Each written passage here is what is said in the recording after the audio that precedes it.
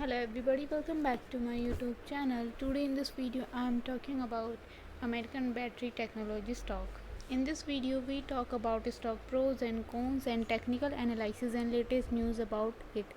Stock is trading at 0.74 US dollar with 0.75% negative in a day. We can see stock was volatile for a day. The volume of a stock was recently not high, so the fundamental ABML stock is much not better for today. Before buying and selling the stock, please consult your financial advisor. Today's video is done. Thanks for watching. Please subscribe my YouTube channel and like the video and also comment all related queries.